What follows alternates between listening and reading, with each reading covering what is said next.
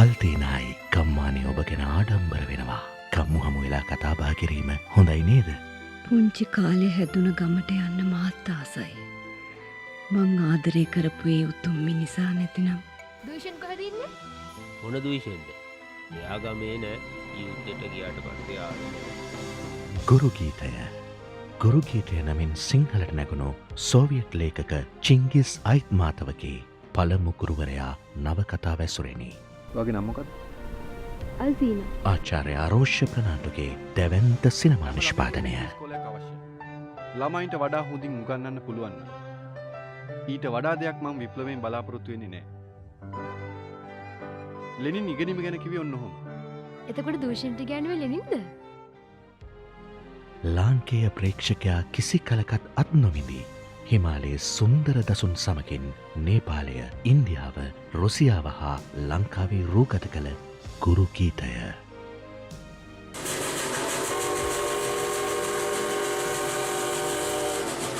උපාලි කම්ලත් සිනමා නිර්මාණය. ඉස්කෝලේ ගෙන තිබ්බට මම උගන්නගෙන නවත්තන්නේ. අපි ආපහු ඉස්කෝලේ හදමු.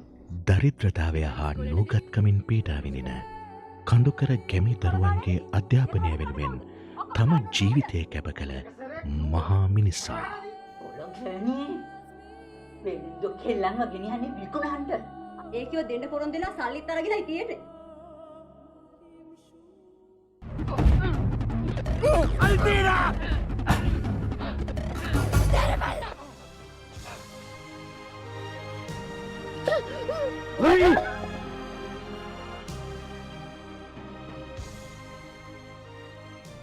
අධිෂ්ඨානය, කැපවීම, ප්‍රේමය, විරහව, ජයග්‍රහණය සියල්ල දරාගනිමින් යහපත් සමාජයක් ගොඩනැගීමට කැප වූ මිනිසා දුයිෂෙන්.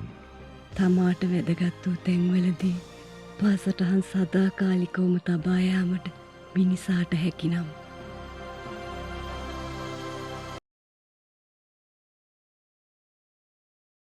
මගේ මනසට හසු වී මහා බොහෝ වේලා නිදාගත්තේ දැයි කිව නොහැකිය. එහෙත් යම්කිසි හේතුවක් නිසා තිගැස්සී නැගී සිටීම. අමිහිරි හූ හඬ ඈත සිට අවුත් හුලං සමග මුසු වී නැගී සිටියාක් මෙනි. වෘකයෙක්, එකෙක්ද නැහැ කීප දෙනෙක් කෑ ගසමින් හූ හඬ දෙමින් ඕහු කීප දෙනෙක්ම හැම අතින්ම දිව ආහ. උන්ගේ හඬ එකට වෙලී අහසට නැගුණාක් මෙන් දැනිනි. වරක ඒ හඬ ඈත සිට ඇසෙන්නාක් මෙන් දැනේ. තවත් වරක වෘකයන් ළඟ සිට හඬ නගන බව හැඟේ. නැවතත් ඒ හඬ අයිලේ කෙළවර සිට පැතිර යන්නාක් මෙනි. හිම කුමුණ ආටුවකට සැරසෙනවා වගේ. යයි මහල්ල කොඳුලාය. ඉහිඳව සිටි මහල්ලා ඕමනකමින් සවන් දී නැගී සිටියේය. නැහැ ඒක හිම කුමුණ ආටුවක් නෙමෙයි. කාවදෝ එළවාගෙන යනවා වගේ. ඇහෙනවද? දෙවියනේ දූෂෙන් වට දන්නේ නැහැ. මොකද දන්නේ නැහැ මිනිහා මෝඩයි. මහගේ ඉක්මනින් ලාම්පුව පත්තු කරපන්. යයි කී කර්තන් බයි අඳුරේම හිම කබය ඇඳගත්තේය. අනිකට ලාම්පුව පත්තු කරපන්. දෙවියන්ගේ නාමයට ඉක්මන් කරපන්. යක්කුරල ලං වුණා. කී කරතන් බයි පොල්ලකුත් අතේ ඇතුව දොර හැරීමට ලං වූ අතර බල්ලෝ බුරමින් කඩා පනින්නට වූහ. ජනේඩය අසල වැටී තිබුණු නැවුම් හිම පාගමින් ගමන්ගත් පුද්ගලයෙක් දොරට තට්ටු කරන්නට විය. කිතුලට වැදුණු දැඩි සීතල සුළම් පහරක් නිසා කුඩා හිමකට අප සිටි කාමරයට වැදී විසිර ගියේය. සුළම් පාර මෙල්ල වී නැවතුණු පසු අපි දූෂෙන් දුටුවෙමු. මැලබී ගිය ඔහු හති දමමින් ගෙතුලට වැද ඒ මේ අත වෙනමින් බිත්තියට හේතු විය. තුවක්කුවක් යයි හෙතම හති දමමින් ඉල්ලා සිටියේය. ඔහු කී දේ තේරුම් ගැනීමට අපි අපොහොසත් වීමු. මගේ ඇස් නොපෙනී යන්නක් මෙන් දැනේ. මහල්ලන්ගේ කන්න ලව්ව පමණක් මට ඇසේ. කළු එළුවත් සුදු එළුවත් දෙවියන්ටම බාරයි. සුද්ධ වූ බෞද්ධන්තුමනි, ඔබ වහන්සේගේ පිහිටයි ඒ උඹද. තුවක්කුවක් දීපල්ලා. තුවක්කුවක් දුයිසෙන් කීය. තුවක්කුව අප ළඟ නැහැ. උඹ කොහෙද යන්නේ? මහලු දෝඩුව දූෂන්ගේ උරහිස්වල එල්ලුණේය. පොල්ලක් දීපල්ලා. එහෙත් මහල්ලෝ දිගටම කන්න ලව් කරහ. උඹ කොහෙවත් යන්නේ නැහැ. අපි ජීවත් වෙන්න නැතුද යනවා නම් අපව මෙතනම මරා දාපල්ලා. ඇඟපත දුර්වලව ගොස් අතපය සොලවා ගැනීමට බැරි තරම් දුර්වල ගතියක් දැනුනේ මම නිහඬමින් පැදුර මත දිගා වුණෙමි. හරි ගියේ නෑ. ගේ ළඟට එනකල් පැන්නුවා. යයි කී දූෂන් අත තිබූ කෙවිත මුල්ලකට විසිකලේය. අස්පයා මගදී හෙම්බත් වුණා. උර්කය අපි පස්සෙන් පන්නගෙන ආවා. අයිලේ මායිමට ආපු අස්වැයා මුලින් කපාපු ගහක් වගේ එකපාරම ඇදගෙන වැටුණා. උර්කය උගේ ඇඟට පැන්නා. අස්පයා දෙවියන්ට බාරයි. උඹ පන පිටුන් ආපු එක තමයි ප්‍රධාන බැරි. අස්පයා වැටුනේ නැත්තම් උන්නුඹවත් කාඩමාවි. අපේ ආරස්සක බෞපෙදීන් දෙවියන්ට පින් දෙන්න ඕන. ඇඳුම් ගලවලා ලිප ළඟට වෙයන්. මම උඹේ සපත්තු ගලවන්නම්. යයි කී කරතන් බායි පාත්විය. මහගේ උඹ තියෙන දෙයක් රත් කරපන්. ලිප ළඟ රැසූ ඉක්බිති කරතන් බායි සනසුන් සුසුමක් ලැබේය. වෙන්ද තියෙන දේවලක් වන්ද බෑ.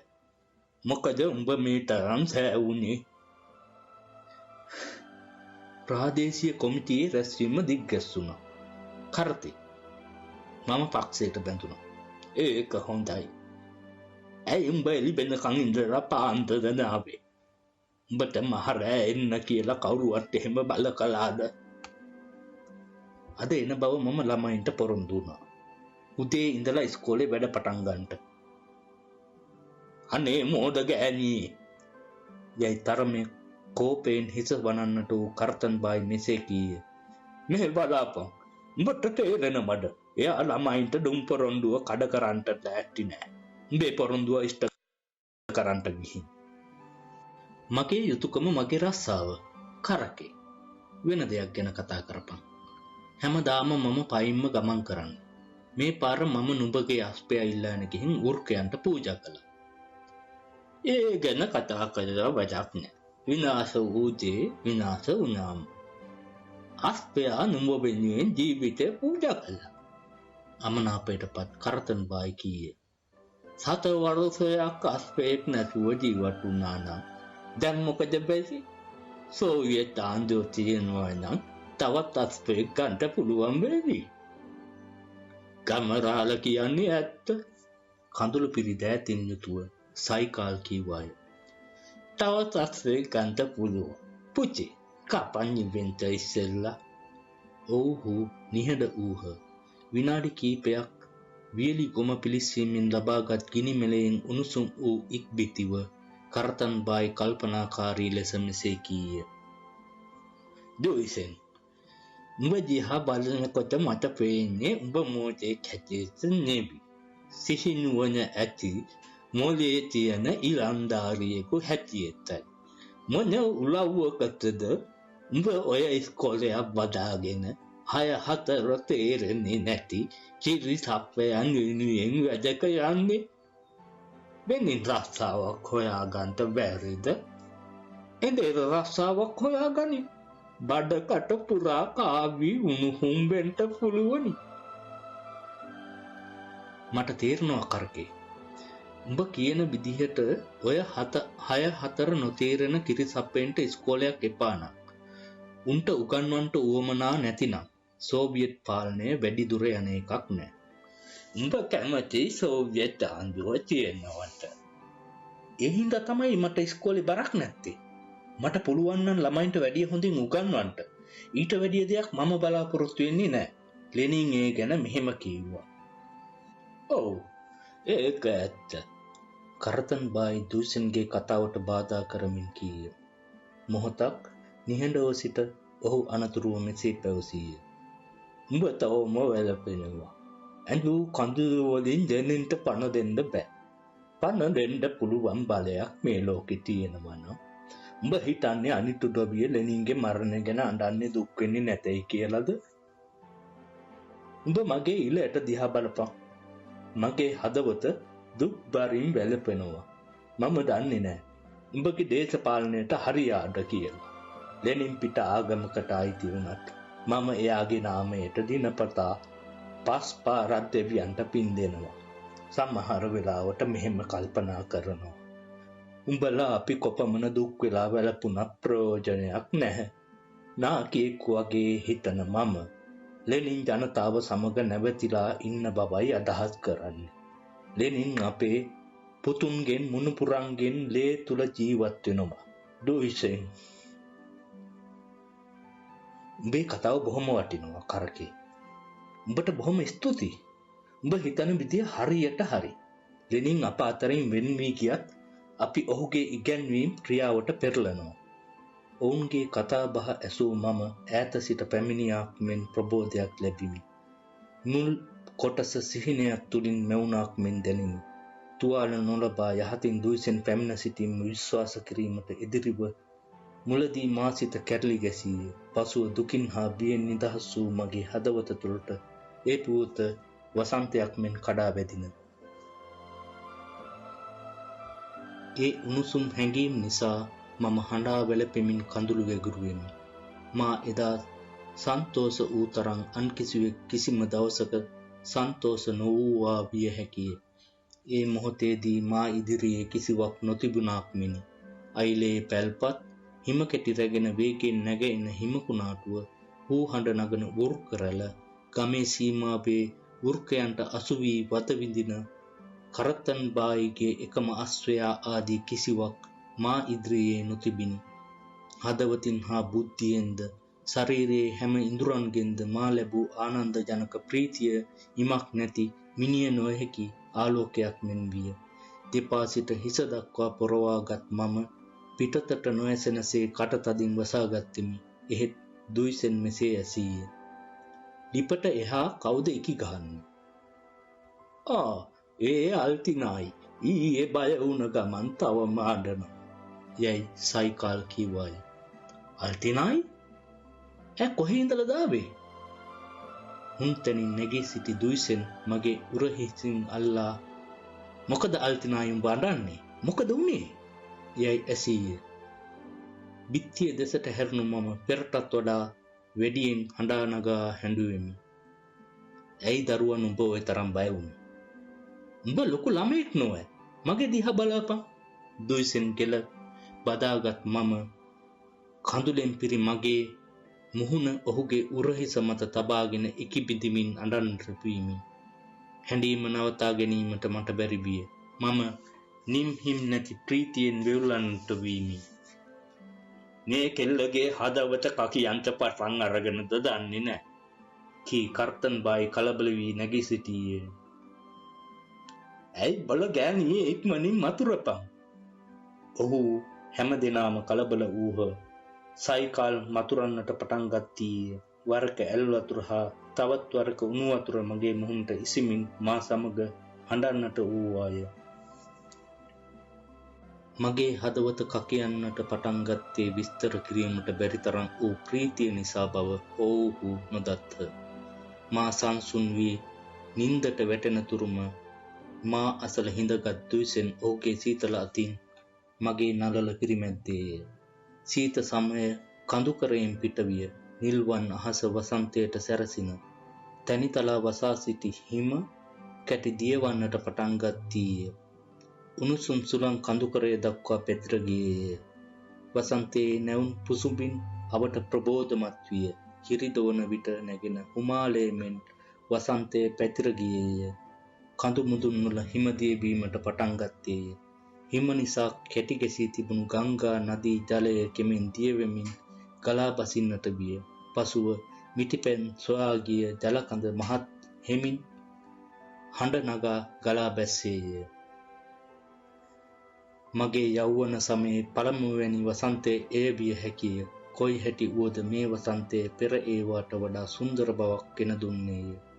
අපේ පාසල පිහිටි කඳු කැටය උඩ සිට බලන විට වසන්තයේ වැළඳගත් ලෝකයේ අතිශයින්ම අලංකාර බවක් කියා පෑයේ. දෑත් විදහාගත් වසන්තයේ කඳුකරයේ සිට පහළ බැස රිදී පැහැයෙන් දිලිසෙන ඉමක් කොනක් නැති ස්ටෙප් බිම් වලට දුව ගියේ හිරු එළිය. මුහු මීදුම් පටලයක් සහිතවය. හත් ගව්වක් දුර කොහේදෝ විලක හිමදිය වී යන්නට පටන් ගත්තේය. හත් ගව්වක් දුර කොහේදෝ තැනක අස්වැයෝ හේසාරභය කළහ. හත් ගව්වක් දුර අහසේ වටුවෝ සුදු පැහැති වලාකුළු සියා පියාපත් වලින් ගෙන පියඹා ගියෝය. පියාඹන වටුවෝ විඩාපත් සීතමයගේ හඬකින් මිනිස් හදවතට ආයාචනා කළෝය. වසන්තයේ පැමිණීම සමගම අපි වඩාත් ප්‍රීතියෙන් විසූවෙමු. නොයෙකුත් විදිහේ ළමා කෙලිසෙල්ලම් සොයාගත් අපි තේරුම් රහිතව කොක්කන්ලමින් සිනාසුනෙමු. පාසලේ වැඩ අවසන් වීමෙන් පසු ගෙවල් කරා දුව ගියේ කෑකෝ ගසමින්. මගේ හැසිරීම නිසා රොස් වූ නැන්දා මට බැනවැදීමට අමතක නොකළාය. මොකද උඹ නටන්නේ? මීට කලකට ඉස්සෙල්ලයි උඹට කසාද බඳින්න තිබුණේ. උඹේ වයසේ හොඳ ගෑනු ළමයි දීක ගිහින් ගෙදරට වස්තුව ගේනවා. උඹ ඉස්කෝලයක් බදාගෙන නෙయ్యాඩ ගන්නට නෝ. හිටපිය උඹට යස පාඩමක් උගන්වන්නම්. නැන්දාගේ ඇනුම් බැනුම් මම ඊතරම් හිතට නොගත්තෙමි. හැමදාම බැනවැදීම අමුත්තක් නොවේ. මා දීග නොගොස් ගෙදර සිටින්නේ යන චෝදනාව සාධාරණය නොවේ. වසන්ත සමයේදී මා උසගිය බව ඇත්තය. උඹ තාම පිස්සියෙක් වගේ කොණ්ඩේ කඩා දමාගෙන ඉන්නේ. ඊ මදුවට රතු පාට හිසකෙස්. යයි වරක් දුසෙන් සිනාසමින් කීය. ඔහුගේ කතාව නිසා මම ආමනාප නොවීමි. හිස අවුල් කරගෙන සිටියේද මගේ හිසකෙස් රතු පාට නොවේ. මා තරුණියක්ව මනාලියක් වූ දාට මෙහෙම ඉන්ට බලාපොරොත්තු වෙන්නේ නැහැ. මා එදාට කොතරම් ලස්සන මනමාලියක් දැයි නැන්දාට බලාගත හැකි වේවි. මගේ ඇස් පුංචි තරුමෙන් දිලිසෙන බව, දයාබර මූණක් තිබෙන බවත් දුසින් පැවසීය. දවසක් පාසල් වාරය අවසන් වී ගෙදරට ගිය විට අපේ මිදුලේ කාගේදෝ අස්වැයෙන් දෙදෙනෙකු බැඳ තිබෙන බව දුටුවෙමි. උන්ගේ කුරදෙස බැලූ මට තේරුම් ගියේ උන් කඳුකරේ සිට මෙහි ආ බවකි. සමහර අවස්ථාවලදී අසු පිටින් යන්නාහු කඩමණ්ඩියට හෝ පිටිමෝල්ට හෝ යන ගමන් අපේ අයිලයටද එති. ගෙට ඇතුළු වීමට පෙර සිටම නැන්දාගේ අපූරු සිනාව මට ඇසුනේය. අනේ බෑනෝ, මට දීපු මුදල් නිසා උඹ දුප්පත් වෙන්නේ නෑ. උඹේ අතට යස කිරිල්ලියක් ලැබුණාට පස්සේ නුඹ මාව මතක් කරලා පින් දේවි. නැන්දාගේ උපහාසය අනුමත කරමින් සිනාසෙන හඬ ගෙතුලින් ඇසුනද මා ගෙට ඇතුළුවත්ම එහි සිටි හැමදෙනෙක්ම නිස්සබ්ද වූහ. එළනරද පලස් මත වාඩි වී සිටි රත් පැහැති මූසල පෙනුමක් ඇති මිනිසා ගල් රූපයක් මෙනි මා දුටුවේ. යටසින් මා දෙස බැලූ ඔහු සෙමින් කෑරුවේය. හිවල් සමින් කරන ලද ඔහුගේ හිස්වැස්ම දහඩියෙන් පිරි නළල දක්වා විසී තිබිණි. රත්තරන් දුවේ, උඹ ආවද? යයි නැන්දා මට සිනාවක් පාමින් සාදරයෙන් මා පිළිගත්තාය. පලස මත වාඩි වී සිටි මා නොහඳන මිනිසෙකු සමග කඩදාසි සෙල්ලම් කළේය. ඔව්හු වොඩ්කා බී එළු මස් කෑවෝය. වෙරිමත් වී සිටි ඔව්හු අපූරු තාලයට හිස් වනමින් කඩදාසි සෙල්ලම් කළහ.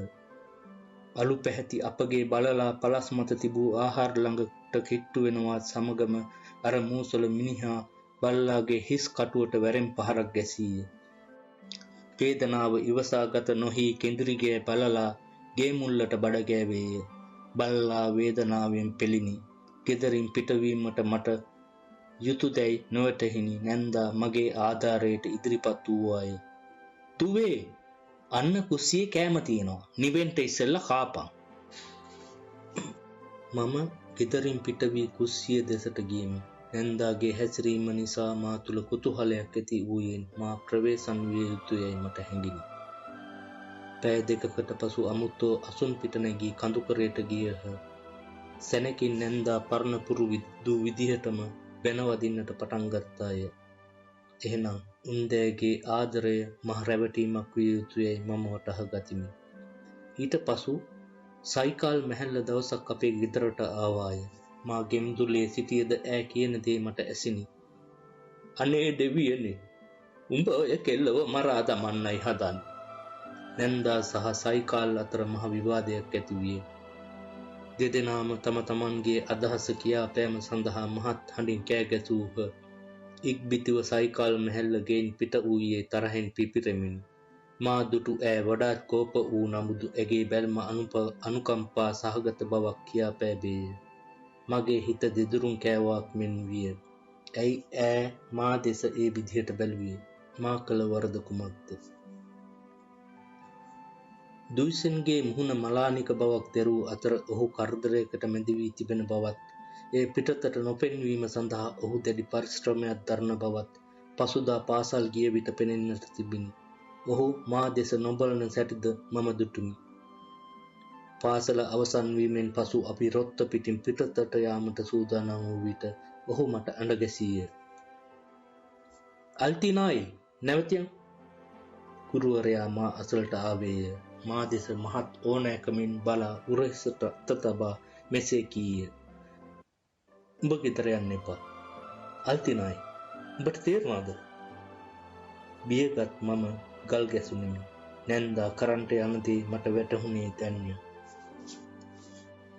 මම උඹ වෙනුවට වග කියන්නම් යයි දුයිසන් කීය. දැනට උඹ අපේ ගෙදර නැවතියන්. මට නොපෙමෙන තරම් ඈත යන්න එපා. ගල් ගැසී සිටි මා දෙස නැවත වරක් මහත් ඕනෑකමින් බැලූ දුයිසන් ඇඟිලි තුඩු වලින් මගේ නිකුට අල්ලා ගනිමින් මෙසේ පැවසීය. උඹ බය වෙන්න එපා අල්ටිනායි. ඔහු සිනාසුනේය. මා ඉන්නතුරු උඹ කාටවත් බය වෙන්න එපා. ඉස්සර වගේම ඉස්කෝලේ වරෙන් ඉගෙන ගනින්. වෙනින් දේවල් ගැන කල්පනා කරන්න එපා. මම දන්නවා උඹ හරි බියගුල්ලි. ඒ ගැන කියන්න හිටියේ මීට කලින්. හාස්‍ය උපදවන කිසිවක් මතක් වුණ නිසාද ඔහු සිනාසුනේය. මතකද? එදා හිටි හැටියේම කරකේ අතුරුදහන් වුණා. ආපහු ආවේ කා එක්කද දන්නවද? ගුරුකම් කරන ජෛනාකාව මැහැල්ල එක්ක. මොකටද කියලා අහපුවම කියනවා ඔය තෙල් ටිකක් මතුරුලා ගාන එක හොඳයි නෝ. අයිතිනායිගේ හෘද වස්තුව යක්ෂ දෘෂ්ටියකට බය වෙලා තිබුණ තැනින් වෙනත් තැනකට ගිහිල්ලා කියලා කරකි කිව්වා. එතකොට මම කිව්වා ඔය ගෑණියෝ එලවලා දාන්නයි කියලා. එහෙම නැත්තම් වෙන්නේ ඉතුරු වෙලා ඉන්න එළුවන් ටික දෙනාවත් දන් දෙන්නයි. අපි පොහසත්ුද විය නෙමෙයි. අස්පේකුව තෑගි දෙන්න වත්කමක් නැතුවට උර්කයන්ට ඌව දන් දුන්නා. මේ කතාව වෙන වෙලාවෙදී උඹ නිදාගෙනයි හිටියේ. ඒ විදිහට මම ජෛනාකාවා යාපහු යවුවා. මේ සිද්ධියෙන් පස්සේ කරකේ සුමානයක් යනතුරු මා සමග කතා කළේ නැහැ. නාකි මාව උඹ නින්දාවට පත් කළා කියලා කරකේ මට බැන වැදුනා. ඒ වුණාට නාකි ජෝඩිව බොහෝම කරුණාවන්ත උදවිය. දැන් ඉතින් අපි යමු ගෙදර අල්ටිනායි. ගුරුවරයාගේ හිත නොරිදෙන පරිදි හැසිරීමට මා කොතරම් වෙරදරුවද ඒ බියජනක හැඟීම් යටපත් කර ගැනීමට මම අපොහසත් වීමි. කවර මොහොතක වුවද නැන්දාවිත් බලහත්කාරයෙන් මා ඇදගෙන යාමේ තර්ජනය එල්ල වී තිබිණි. ඔවුන්ට කැමති දෙයක් මට කිරීමට බලයක් ඔවුන් සතුව පවතී. ඒ වැළැක්වීමට අයිලේ කාටවත් නොහැකිය. ඒ බියජනක මොහොතක බලාපොරොත්තු වූ මම පසුදා එළිවෙනතුරු නොනිදා සිටීමි. මගේ මානසික තත්ත්වය ගැන දොයිසින් දැන සිටියේය. මා තුළ හටගත් දොම්නස දුරු කරන අදහසින්දෝ ඔහු කුඩා පැලෑටි දෙකක් පාසලට ගෙනාවේය. දවසේ පාඩම අවසන් වූ පසු මා අතින් අල්ලාගත් ඔහු මෙසේ පැවසීය. අල්ටිනායි දැන් උඹයි මමයි එක වැඩක් කරමු. යැයි ඔහු මද සිනා පෑබේය. අපි මේ පැලෑටි දෙක හිටවමු. මේ පැලෑටි දෙක වැඩි ගොස් ලොකු ගස් වී ශක්තිමත් වෙන්නා වගේම නුඹත් හැදිලා වැඩිලා හොඳ කෙනෙකු වේවි. නුඹේ උපන් වෙලාවේ හැටියට නුඹට එහෙම හොඳ කලදසාවක් යන බව මට හොඳට විශ්වාසයි. නුඹ තවම ලපටි හරියට මේ පොපුලර් පැලෑටි දෙක වගේ. අල්ටිනායි අපි දැන් මේ පැලෑටි දෙක හිටවමු. හොඳේ? නුඹට ඉතා හොඳින් ඉගෙන ගන්නට වාසනාව ලැබේවා කියා පතාගෙන පැලෑටි හිටවමු. පැලෑටි උසින් මට සමාන විය. හිටවා නිම වූ විගසම වාගේ කඳුකරේ සිට හැමූ සුළන් නිසා පොපුලර් පැලෑටිවල කොළ සෙලවෙන්නට පටන් ගත්තේ හරියට ඒවා තුළට ජීවමය හුස්ම ඇතුල් කළාක් මෙනි. අඩි කීපයක් පස්සට ගිය දුයිසෙන් සිනාසෙමින් මෙසේ පැවසීය. බලපන් හරි ලස්සනයි. අන්න අර උල්පතේ ඉඳලා මෙතනට පොඩි වතුර පාරක් කපමු. පස්සේ බලාගත හැකි කොයිතරම් ලස්සන පොප්ලර් ගස්ද කියලා. මේ කඳු කැටේ උඩ අපේ පොප්ලර් ගස් දෙක සහෝදරයන් දෙදෙනෙකු වගේ වැඩේවි. මිනිස්සු හැමදාම ඒ දෙස බලා ප්‍රීති වේවි. ඒ කාලේ වෙනකොට අල්තිනායි ජීවිතේ වෙනස් වේවි. ජීවිතේ වඩාත් හොඳ අතට හැරිලා උසස් වෙලා ඉදිරියටම ගමන් කරાવી. දුයිසන්ගේ දයාබරත්වය නිසා මා සිත තුළ කොතරම් ප්‍රීතියක් ඇති වීද අද උවද ඒ හැඟීම් ප්‍රකාශ කිරීම සඳහා සුදුසු වචන සොයා ගැනීම අපහසුය. එහෙත් එදා මම නිවිහැනේ ඔහු දෙස බලාගත්වනම සිටියෙමි. ඔහුගේ මුහුණේ අලංකාර වර්ණයන් තිබෙන බව පළමුවරට එදා දුටුවෙමි. ඔහුගේ ඇස්වල මෘදු කරුණාබර ගතියක්, වැඩෙහි දක්ෂ ශක්තිමත් අත් සහ හදවත උණු කිරීමේ සම දයාන්විත සිනා රැල්ලත් මින් පෙර කිසි දිනක නොදුටු පරිදි එදා මම දුටුවෙමි. එහෙත් නොදුටු තම ලෝකයට මාගෙන ගිය අලුත් හැඟීම් වලින් මසිත පිරී ගියේය. මගේ යටිසිත දුයිසෙන් වෙත ගොස් මෙසේ කියා සිටීමට බල කරන්නාක් මෙන් දැනිනි. ගුරුතුමාණෙනි, ඔබ විනීත ගති ඇති උත්තමයෙකි. ඔබේ ගෙල බදා සිප ගැනීමට මා කැමැති. එහෙත් ඒ හැඟීම් වචන වලින් ප්‍රකාශ කිරීමට මා තුළ ධෛර්යයක් නැත. සමහර විට එසේ කිව යුතුව තිබුණේ යයි මට හැඟේ. එදා අප කඳු කැටේ මත සිටියේ තම තමාගේ බලාපොරොත්තු සහිත සිහිනයන් මවා ගනිමිනි. අහස පැහැදිලිව තිබිනි. අපට කඳු කරේ සුන්දර වසන්තයේ සිහි කරවමින් මధుර බවක් ඇති කළේය. බැලූ අතින් දලු ලියලා පීදීගෙන එන ගස් කොළන් නිසා අවට පෙදෙස් වඩා දැකුම් කළු බවක් කියා පෑවේය. මවෙත ඉදිරිපත් වී තිබෙන තර්ජනය මුළුමනින්ම වාගේ අමතක විය. හෙට මොනවා වේද යන්න ගැන මා තුළ හැඟීමක් නොතිබින. දෙවැනි දවසේදී නැන්දා මා සොයා නාවේ ඇයිදැයි වටහා ගැනීමට මම අපොහොසත් වීමි. සමහර විට ඔවුන් මා අමතක කර දැමුවා වෙන්න පුළුවනි. නැතිනම් මට නිවිහැනේ ඉන්ට අවසර දීමට ඔව්හු ඉටාගත්තෝද. එහෙත් දුයිසෙන් ඒ ගැන කල්පනා කළේය. අල්තිනායි, නුඹ බය වෙන්න එපා. අපි විසඳුමක් හොයාගනිමු යයි අයිලේට එන ගමන් දුයිසෙන් කීවේය.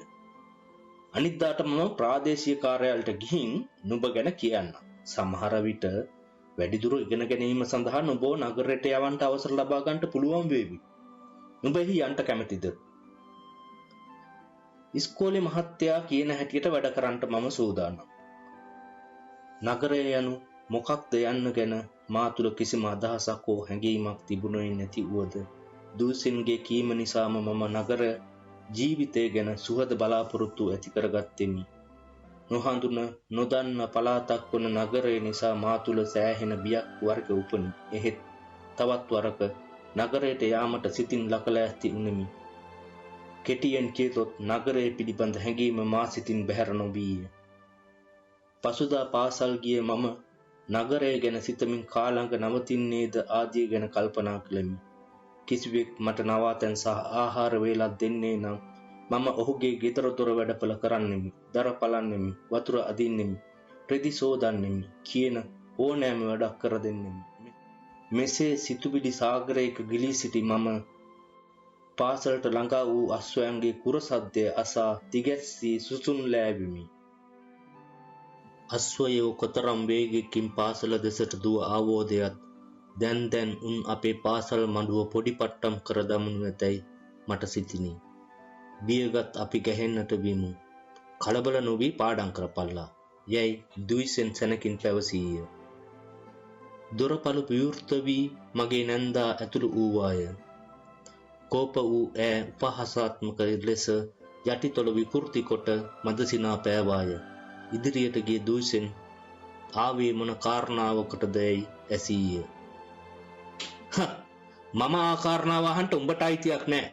මගේ කෙල්ලව දීග දෙන්න යනවා. ඒයි තෝ ගයක් නැති කෙල්ල මෙහෙවර කියමින් මා වෙතට නැන්දා කඩා පැන්නාය. දුයිසෙන් එවිට පාර හරස් කළේය. මෙතන ඉන්නේ පාසල් ළමයි. දීග දෙන්න ගෑනු මෙහි නැහැ. කලබල නොවි ස්තර ස්වරයකින් දුයිසෙන් පැවසීය. ඒවා බලා ගනිමි. ඒයි බලන්න මෙහි ඇවිත් ඔය බැල්ලව අල්ලා බැඳපියව. එදා මා දුටු අර මූසල රතු මුහුණා වෙතට අත දිගු කර නැන්දා අනදු වුණාය. ඔහු පිටුපස තවත් අසරුවන් දෙදෙනෙකි ඔවුන් අත විශාල තෝමර දෙකක් තිබිණි. ගුරුතුමා සිටි තැනින් සෙලවුණේ නැත. ඇයි බොල බැල්ලිගේ පුතෝ, තෝ අනුන්ගේ කෙල්ලන්ව තියාගෙන ඉන්නවා නේද? ඵලයන්ට. රතු මූණා වලසකුමෙන් දූෂණ වෙත කඩා පැන්නේය. තමුසට මෙහි ඇතුල් වීමට අවසර නැහැ. මේක ඉස්කෝලයක්. යයි දොරපළුව අල්ලා ගනිමින් දූෂණ කෑ ගැසීය. මම කිව්ව නේද මේක ඔය බැල්ලිව තියාගෙන ඉන්නවයි කියලා. පින්නට ගෑනු අරගෙන යයි නැන්දා කෝපයෙන් කෑ ගැසුවාය. තොගේ ඉස්කෝලේ අකාට ගියදෙන් කී රතු මුහුණා අත තිබූ කසේ උලුක් කරගෙන ඉදිරියට ආවේය. ඔහුට වඩා කඩිසර වූ දුයිසෙන් සනකින් පයක් ඔසවා ඉදිරියට එමින් සිටි රතු මුහුණාගේ යටිබඩට පහරක් ගැසීය. බුදු අම්මෝ යයි මොරගාමින් රතු මුහුණා අද වැටුණේය. එවිට තෝමරයන් අතින්ගෙන සිටි සහචරයෝ දෙදෙනා වේගයෙන් ඉදිරියට පැන දුයිසෙන්ට පහර පිට පහර දුන්හ. පාසල් ළමයි මා වටා සිටගත්ත.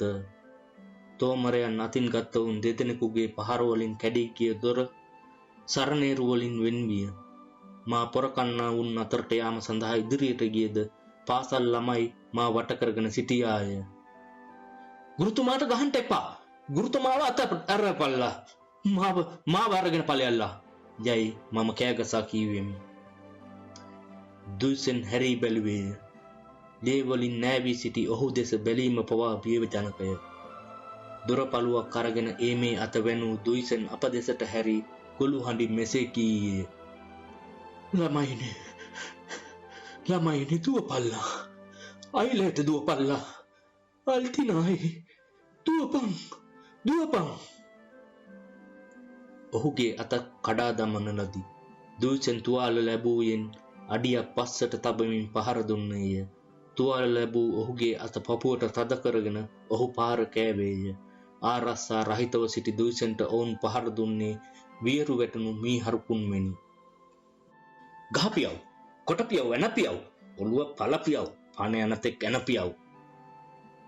රතු මූණත් සමග නැන්දා මා වෙත ආවේ යක්ෂා වේශයෙනි. මගේ ගෙලවටා මගේම දිගති කෙස් වර්ලෙන් බැඳ ඔව්හු මා මිදුලට ගෙන ගියෝය. මුළු ශක්තියම යොදා මම ආපසු හැරුණුමි. ලේ පෙරමින් සිටි දුයිසෙන් සහ කෑගසමින් සිටි පාසල් ළමයින් මගේ දිනතට හසු විය. දුයිසෙන්ගේ ලේ වලින් පාසල් බිත්තිය රත් පහගෙන තිබිණි. ගුරුතුමා, මට ආධාර දීමට තරම් තත්වයක නොවි දුයිසෙන් හිටියේ. තෝමර කාරයන්ගේ පහර වලින් බේරීම සඳහා හිස සහ ඒ අතවනමින් නොවැටී සිටි දුයිසෙන් බී වෙරිමත් වූ එකෙකුමෙන් ඒ අතවාරු විය. එහෙත් ඔහුගේ හිසට පහර පිට පහර වැදිනි. මා බිම හෙලා අත් පිටතලා කොට බැඳ දමන ලදී. ඒ වෙලාවේ පහර ලැබූ දුයිසෙන් බිම වැතිර සිටියේය. ගුරුතුමා, මගේ කටතුලට රෙදි කඩක් ඔබා මා සැඳෑලය හරහා තබන ලදී. අසුපිට නැගුණු රතු මූණා අත්වලින් හා පපුවෙන් මා හිර කළේය. දුයිසෙන්ට පහර දුන් තෝමරකාරයෝ දෙදෙනාද අසුපිට නැගී ගත්හ. නැන්දා මා අසලින් ගමන් කරමින් මට ටොකු එන්නාය. ඔය ටිකට නේද බලතෝ නෙయ్య අඩගන්නටුවේ. ඔන්න තොට දෙන සත්කාරය. තොගේ ඉස්කෝල ගුරා ඉවරයි. ඌපනා දිනවා. එහෙත් එය අවසානය නොවීය. පිටුපසින් මොරගා කෑගසන හඬකි. අල්තිනායි! අමාරුවෙන් හිස ඔසවා බැලිමි. දුයිසෙන් අප වෙත දුවගෙන ආවේය. අඩපණ වෙන තුරු පහර ලබා සිටි ඔහුගේ ලේ පෙරන අතෙහි ගල් ගෙඩියකි. ඔහු පිටුපස පාසල් ළමයින් ගමන් ගත්හ. මුර්ගයනි, හිටපියව්! නැවතියව්! අතර පියව් අල්තිනායිව! ඔහු මර හඬ දෙමින් කෑ ගැසීය. මේ වන විට ඔහු අප පසු කරන තරම් වේගයකින් දිව ආවේය. තුවාල ලබා තිබූ අතවසා සිටි කමිසේ අත්වලින් අල්ලා ගනිමින් දුයිසෙන් අතේ තිබූ ගල් ගෙඩිය අසරුවන් වෙත දමා ගැසූ නමුදු එය ඉලක්කය අසලින් ගියේය. එවිට තෝමර කාරයෝ නැවතත් වරක් දුයිසෙන් වෙත කඩා පැන පහරදී ඔහු මඩගොහරුවක එබූහ. කිසිවක් නොපෙනී යන තරම් අන්ධකාරයකින් මගේ දිනෙත් වැසී ගියාක් මෙනි. දුයිසෙන් පිටුපස ආ ළමයින් ඔහු වටා හිටගෙන සිටි සැටි යන්තමින් දැක ගැනීමට මට පුළුවන් විය. මා ගෙන යන ලැබුවේ කොහාටද කෙසේද යන්න ගැන කීමට මම නොදනිමි. මා කූඩාරමක් තුල සිටින බව දැනිනි. කූඩාරමේ මුදුන වසා නොතිබින. මුදුනේ තිබූ ඒ විශාල සිදුර තුලින් සැන්දෑ අහසේ බැබලෙන තරුදුටිමි. කිසිදු අනතුරක් නැතුව දීප්තිමත් ලෙස බැබලෙන ඒ සැඳෑ කරවල කාන්තිය නෙතට ලක්විය. අසලින් ගලා බසින ගඟක් ශබ්ද කරයි. රෑ කුකුලන්ගේ බියගත් ගෝසාව පැටලු රළක් ළඟ එන බව කියා පෑය. නිවී ගිය ගිනිමෙලේ අසල කරවලෙන් වියලී ගිය වයස්ගත වූ ගැහැණියක් හිඳගෙන සිටියාය. ඇගේ මූණ රාත්‍රී අඳුරමින් කළු පාටය. මම හිස අන් අතකට හරවා ගත්ෙමි. එක් බැල්මකින් ඔහු මරා දැමීමට මට පුළුවන් නම්. කළුහාමි, ඕකිව නැගිට්ටෝපන්. මෙසේ අනකලේ රතු මූණාය. කරවල වැනි වියලි ගිය අත්වලින් මගේ උරහිස් අල්ලා ඈ සොලවන්නට වූවාය. උඹේ සහකාරියව සනසාපන්. ඈට කියා දීපන් ඇහුවේ නැතුවට පළක් නෑ. ඈ සමග කරන කතාව බොහොම කෙටි. රතු මූණා කූඩාරමෙන් පිටබිය. කළු ගැහැණිය වචනයකුදු නොදොඩා කරබාගත්වනම සිටියාය. සමහර විට ඈ ගොළු ගැහැණියක් වන්නට ඇත. නිවී ගිය ගිනිමෙලයේ අලුවලට සමාන ඇගේ දෙනෙත් මල එකීකගේ මෙන් විය. කුඩා කල සිටම හාන් පුතුන් නැතිව දඩාවතේ යන බල්ලන්ට කුරිරු මිනිසුන් අතට අසුවන සැමදෙයින්ම දමා ගසති. බල්ලෝ කෙමෙන් ඒ ආතෝරයන්ට පුරුදු වෙති. උන්ගේ ඇස් හිස් බවක් සහ සානුකම්පිත බවක් කියාපායි. කළු ගැහැණියගේ බැල්ම මා ජීවතුන් අතර නොව මලවුන් අතර සිටින බවක් සිහියට නංවාලයි. එය විශ්වාස කිරීමට තුඩු නොදුන්නේ අසලින් ගලා බසින ගඟේ ජලය නගන ශබ්දයයි. වරක එම ශබ්දය වැඩි වෙයි, වරක අඩු වෙයි. ගඟේ ජලය නිදහසේ ගලා බැස්සේය. නන්දේ, නුඹ තරම් දුෂ්ට දුර්දාන්ත ගෑණියක් තවක් නැහැ. සදහටම මම නුඹට සාප කරනවා.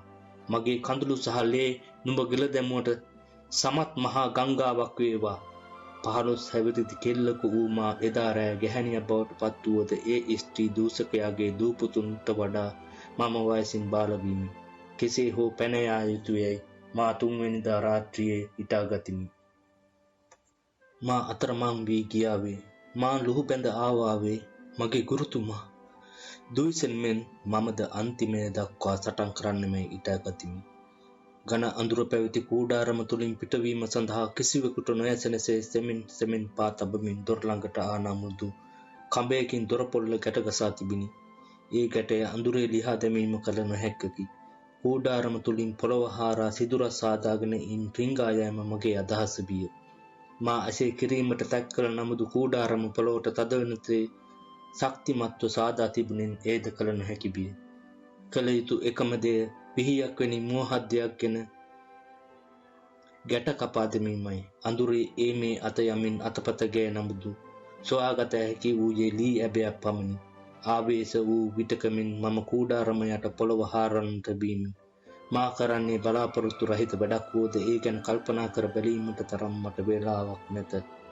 මා හිත යොමු වූයේ එකම අදහසක් කෙරෙහිය, නැතිනම් මිය යාමය. ගොරවමින් නිදන ඔහු ආශ්වාස ප්‍රාශ්වාස කරන හැටි අසා සිටීමට තවත් මට අපහසුව. මෙතනින් පිටබී ගිය සිය පණ හානි කරගත යුතුය. යටත් නොවී නිදහසේ මිය යා යුතුය. තොකොල් දෙවනි බිරිඳ. අහෝ ඒ වචන වලට මම කොතරම් වෛර කරම්ද. කවුරුන් විසින් ඒ වචනේ සොයාගන්න ලැබුවේද. සිතත් කයත් දෙකම වහල් භාවයට හෙළනු ලැබ සිය කැමැත්තට ඉදිරිව දෙවනි බිරිඳක් බවට පත් වූ එකියෙකුගේ තත්වයේ කතරම් අසරණදැයි ඔබ දන්නේහිද. මිනිස් උරුමය උදුරා ගනු ලැබ වද වේදනා වලට විනාශයට හා මරණයට කැප වූ අවාසනාවත් කාන්තාවනි, මිනී වලවල් තුලින් නැගිටපල්ලා. වද හිංසාවලට පාත්‍ර වූ කාන්තාවනි, ඒ අඳුරු යුගයේ බියගන්වමින් නැගී සිටපල්ලා. නුඹලාට මුහුණ පාන්නට සිදු වූ ශෝකජනක ඉරණමට මුහුණ දී එය අභිභවා නැගී සිටීමට උත්සාහ කරන නුඹලාගේ පෙළපතට අයත් අන්තිම එකිය වූ මාය නුඹලාට මෙසේ ආමන්ත්‍රණය කරන්නේ. ඒ වචන කියා පෑම ඉරණම විසින් මට බාර දී තිබෙන බව එදා රෑ මම නොදැන සිටියෙමි. ආවේශ වූ එකියකමින් මා එදා කූඩාරම තුල පොළව හාරන්නට වීමි. ගල් සහිත පොළව මට යටත් වීමට කැමැති වූයේ නැත. නියපොතු බදා සිටි සිහින් හම පිපිරි ලේ ගලන්නට වුවද පොළව හැරීම නැවතුවේ මා නොවේ. යන්තම් අතක් පමණක් එබීමට තරම් වලක් කූඩාරම යටින් හාරා ගන්නට පුළුවන් වූයේ අරුණෝදයේ වැටුණු පසුවය. බල්ලෝ බුරන්නට වූහ. අසල්වැසියෝ නැගිටින හඬ දැසින. අස්වැයෝ රංචුවක් ටක් ටොක් යන නමින් හඬමින් දියබීමට ගිය අතර නිදිමතින් බර බැටළු රැලක් ශාන්තව ගමන් ගත්හ. පසුව කූඩාරම තුළට පිවිසි එකියක් බිම අතුරා තිබූ පලස් අසුරන්නට වූවාය. ඒ කළු ගැහැණිය ගොළුව කුසේ වැඩ කටයුතු වල නිරත වූවාය. එහෙනම් වෙනින් තැනකට යාමටයි සූදානම් වන්නේ. හෙට වෙනින් තැනකට යා යුතු බවත් පසුව ඈත කඳුකරයට ගොස් ගිම්හානය ගත කළ යුතු බවත් කියනවා මට ඊයේ ඇසිනි. මගේ සිත කම්පා විය. අලුත් තැනක සිට පලා යාම සිය වාරයක් අසීරුය. මා විසින් හාරනු ලැබූ වල අසලම වාඩි වූ මා යන්තමින්වත් සැලවුණේ නැත. සැඟවීමට කිසිදු හේතුවක් හෝ උවමනාවක් නොදනිමි. කූඩාරම තුල පොළව හාරා තිබෙන සැටි කළු ගැහැණිය දුටු නමුදු ඈ කිසිවක් නොදොඩා සිය කටයුතු වල නිරත වූවාය. ඈ හැසුරුනේ කිසිවක් නොදුටුවක් මෙනි. ජීවිතය ඈට කිසිදු සතුටක් හෝ ප්‍රීතියක් ගෙන නොදෙන බවත් ඈ තුල කිසිදු හැඟීමක් ඇති කරවීමෙහි සමද්දයක් නැති බවත් ඇගේ ඉරියව් කියා පෑවේය. නිදා සිටි ස්වාමි පුරුෂයා කූද්දන්නට ඈ ඉදිරිපත් නොවූවාය. ගමන්ට සූදානම් වීම සඳහා ඔහුගෙන් උදව් ඉල්ලීමට පවා ඈ මැලි වූවාය. සීත කබායක් හැඳ තවත් පොරෝනා කීපයක් පොරවාගෙන ඔහු ගොරවා නිදයි. කූඩාරම තුල එලා තිබූ පළස් සියල්ලම අසුරුන ලදී. ඉතුරුව තිබුණේ කූඩාරම ගලවා දැමීම පමණකි. කූඩුවක සිරකොට තබන ලද එකියකමෙන් වාඩි වී සිටි මට ගඟින් එහා හරකුන් හා අසුන් පිට බඩු පටවන සැටි පෙනිනි. බඩු පැටවීමෙහි යෙදී සිටි මිනිසුන් වෙත අසරුවන් තිදෙනෙකු එන සැටි මම දුටුවෙමි. ඔවුන්ගේ මොනවදෝ ඇසූ අසරුවෝ අප සිටි තැනට පැමිණෙනුවස් හැරුණාහ. මා කලින් සිතුවේ ඒ මිනිසුන් ගමන් මාර්ගය පෙන්වන්නවුන් හැටියටය. එහෙත් පසුව මා දුටු දර්ශනය මා සිත අඩපණ කළේය. අසරුවන් තිදෙනාගෙන් එකෙක් දුයිසෙන්ය, අනෙක් දෙදෙනා රතු පාට උරපටි පැළඳගත් මහජන මිලීසියා බටයෝය. මා වාඩි වී සිටියේ මියගිය එකියක මෙන් විය යුතුය. කෑගැසීමට පවා මා තුළ ශක්තියක් නොතිබිනි. සැනකින් මගේ හදවත ප්‍රීතියෙන් ඉපිල ගියේය. ගුරුතුමා ජීවත්ව ඉන්නවා. එහෙත් මගේ සිත පාළු වී ගොස් තිබිනි. මා විනාශයට හා දූෂණයට ගොදුරු වී සිටින්නේකි. දුෂ්ණිගේ හිස සහ අතක් බැන්ඩේජ් පටි වලින් වෙලා තිබිනි. ඔහු අසුපිතින් පැන්නේය. පා පහරකින් දොර ඇරගෙන කූඩාරමට ඇතුළු විය. රතු මූණා පොරවාගෙන සිටි ලොම් සහිත පොරෝනා ඇද දැම්මේය. නැගිටපන්! යයි මහා හඬින් කෑ ගැසීය. රතු මුහුණා හිස ඔසවා දැස පිස දමා ගනිමින්ම දූෂෙන්ට පහර දීමට මාන බැලුවේය. එහෙත් සැනකින් මිලීසියාකාරයෝ දෙදෙනා රතු මුහුණා අල්ලා ගත්තා. දූෂෙන් ඔහුගේ කමිසේ කරපටිය අල්ලා තමා ළඟට ඇද්දේය. රතු මුහුණාගේ හිස දූෂෙන්ගේ හිසට ලං විය. වල්ලූරා! යයි දූෂෙන් දත් විලිස්සමින් ගුගුලේය. දැන් ඉතින් වරෙන් යා යුතු තැනට යමු. රතු මුහුණා බියසුළු ගතියක් පාමින් කීකරුව ගමන් කළේය. එහෙත් අර මිනිසාගේ උරහිසින් අදිමින් දූෂෙන් ඔහු දෙස රවා බැලීය. කැළඹුණු සොරයකින් ඔහු මෙසේ පැවසීය. තනකොළ පොඩි කරන්නා වගේ ඈ සමතලා කොට විනාශ කළා යයි උඹ හිතනවද? මුර්ගයා! උඹේ කාලය ඉවරයි. දැන් ඇගේ කාලයයි. රතු මුහුණාට සපත්තු හැඳ ගැනීමට අවසර දෙන ලදී. පසුව ඔහුගේ දෑත් පිටිකර කොට බැඳ අසෙකු පිට ඔහු නංවන ලදී. එක් මිලීසියා බටෙක් අසු මෙහෙය වීය. අනෙක් මිලීසියා බටයා පසුපසින් සිය අසු පිටින් ගමන් කළේය. දූෂන්ගේ අසු පිට නැගීමට මා සලස්වනු ලැබූ අතර ඔහු මා අසලින් ගමන් කළේය. අප කූඩාරමෙන් බැහැරව ගමන් ආරම්භ කරත්ම අමනුස්ස විලාපයක් වැනි හැඬීමක් ඇසිනි. අර කළු ගැහැණිය අප පිටිපසින් දිව ආයාය. ඈ ගලක්ගෙන සිය සැමියා වූ රතු මුහුණාට ඔහු හැඳ සිටි හිවල් සමින් කළ තොප්පියට පහර පිට පහර දෙන්නට වූයේ පිස්සියකිමින්. තෝ මගේ ලේ ඉරා බිව්වා, මිනිමරුවා! යයි ඈ මරලා තෝනි දුන්නාය. මගේ මරණ මොහොතේදී වුණත් උඹට සමාව දෙන්නේ නැහැ. මිනී මරුවා උඹ ජීවතුන් අතර තියන්නේ නැහැ. අවුරුදු 40ක් තිස්සේ ඈ හිස ඔසවා කතා නොකලා වෙන්නට ඇති. එහෙත් දැන් සිතත් කයත් වෙලා සිටි හැඟීම් වේගෙන් ගලා බසින ජල දහරාවක් මෙන් නැගී ආවේ. ඇගේ ශාප කිරීම දසත පැසිර ගොස් දෝංකාරය ඇති කළේය. වරක එක් පැත්තකින්ද තවත් වරක තවත් පැත්තකින්ද දිව ගිය ඈ බියසුළු නිවටයකු මෙන් වකුටුව අසු පිටින් යන ඇගේ සැමියාට ගොමවලින්ද ගල්මුල් සහ පස්වලින්ද අතට අසුවන හැම දෙයකින්ම දමාගසමින් ශාප කළාය. උඹ යන තැන තනකොළ ගහක්වත් පැලවෙන්න එපා. උඹේ මලමිනිය වල නොදා තිබුණාවේ. තොගේ ඇස් කළු කපුට උගුල්ලාගෙන කාපුවාවේ. ඵලයන්ට හැඳි ගෑවිලා ඵල මගේ දැහැට නොපෙනී සදහටම දුරුවයන්. මිනී මරුවා මුර්ගයා හැඳි ගෑවියන්. පසුව ඈ සුසුන් ළමින් ඉවත ගියාය. සුලම් පහරට අවුල් වූ හිසකෙස් නිසා බියපත් වූවක් මෙන් ඈ වේගයෙන් දුවන්නට පටන් ගත්තාය. අසල්වැසියෝ අසුන් පිට නැගී ඈ අල්වා ගැනීම පිණිස ගියෝය. බියකරු සිහිනයක් දුටු කලකමින් මගේ හිස දිද්දරන්නට විය. විඩාවටපත් වූ සහ පාගා දම්නු ලැබූ මා අසුක් පිටින් ගමන් ගත්තේ වේදනාවෙනි.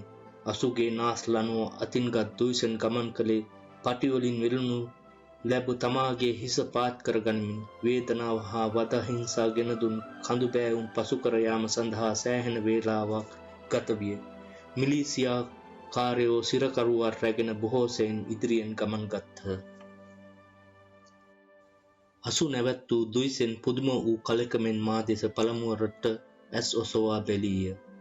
අල්තිනායි, උඹ ආරක්ෂා කර ගැනීමට මට බැරි වුණා. සමාවයන්. පසුව මගේ අතක්ගෙන ඔහුගේ කම්මුල මත තබා ගනිමින් මෙසේ කීය. උඹ මට සමාව දුන්නත් මම මටම කිසිදාක සමාව දෙන්නේ නැහැ. හුස්ම ගැනීමට බැරි වූ කලකමින් මම අස්වැයාගේ බෙල්ලේ එල්ලී ගතිමි. මා හඬා අවසාන වනතුරු දුයිසෙන් මගේ හිස පිරිමැද්දේය.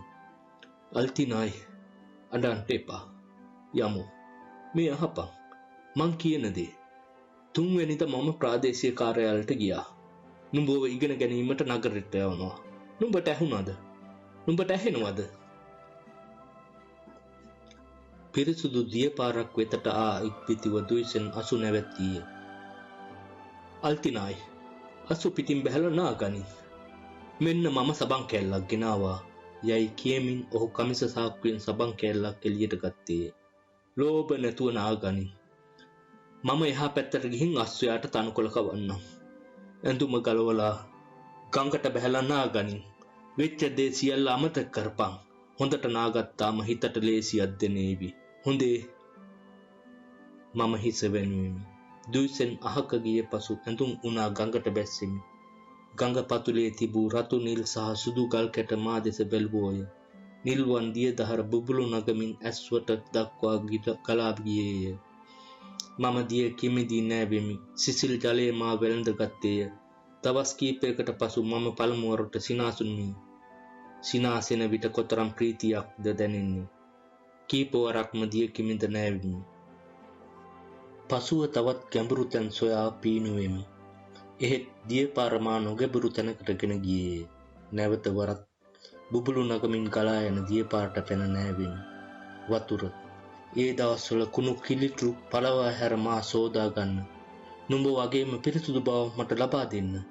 ජලය. තොල් මතුරමින් කුමක් නිසා දැයි නොදැන මම සිනාසුන් වුණා. තමාට වැදගත් වූ තැන්වලදී පාසටහන් සදාකාලිකවම තබා යාමට මිනිසාට බැරියයි. දුයිසෙන් සහ මා කඳුකරයේ සිට ආයේ අඩිපාර සොයා ගන්නට හැකි නම් ගුරුතුමාගේ පාප සටහන් සොයා ඒවා සිප ගැනීමට මා සූදානම් වුණේ. ඒ අඩිපාර සියලුම මාර්ග හා මාවත් වලට වඩා මට අගනේය. මා යලි ජීවිතයට ගෙනවිත් මට අලුත් විශ්වාසයක් දී අලුත් බලාපොරොත්තු සහ ආලෝකය ලබා දුන් ඒ දවසටත් අඩිපාරට සහ මාවතටත් දේවාශිර්වාද ලැබේවා. එදා පෑයූ ඉරටත් එදා පැවති කාලගුණයටත් කෘතඥතාවය හිමි වේවා. දවස් දෙකකට පසු දුයිසෙන් මා දුම්රිය පොළට කැඳවාගෙන ගියේය.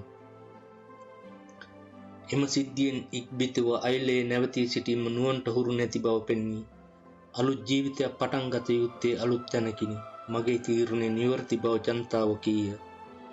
මා සමග දුම්රියපලට ගිය අනිත් දෙදෙනා සයිකල් සහ කරකේය.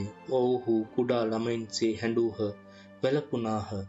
අතරමඟදී කෑමට ගන්නයි කියමින් ආහාර වර්ග පිර වූ කොට්ට උරය සහ පැකට් කීපයක් මට තෑගි කළහ. අපේ අසල්වැසි නිතර වාද කිරීමේ සමත් සිතීන් කුල්ද මාව ආයුබෝවන් කීමට ආවේය. අනේ දුවේ, උඹට දේව පිහිටයි, සුබ ගමන් යයි ඔහු කීහ. බය වෙන්න එපා.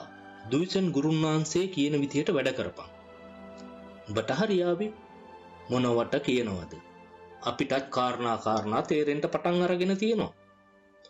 ගමේ සිට දුම්රියපොළට එන විට මා ගමන් කළ ගැලපසුපසින් දුව පාසල් ළමයි අතවැන්නූහ. තස්කන්ට් අනාථ ළමා මන්දිරයට යන තවත් ළමයි කීප දෙනෙක් මා සමග ගමන් ගත්තෝය. දුම්රියපොළේදී අප එනතුරු සමින් කළ කබායක් හැඳගත් රුසියානු ගැහැණියක් බලා සිටියාය. ඊට පසු කී වාරයක් මම ඒ කුඩා කඳු ගැටේ සහ පොප්ලර් ගස් දෙක අසල ඇති දුම්රියපොළ පසු කර ගියෙම්ද මගේ හදවතෙන් හරි අඩක් මා එහි තබා ගිය බවකි මට දැනෙන්නේ. මලානික නිල්වන් වසන්තයේ සැන්දෑව කනගාටුදායක බවක් සහ හදවත පාලු කරන ගතියක් කියා පෑවේ අපේ වෙන්වීම කල්ැතුව හැඟවීමට මිනි.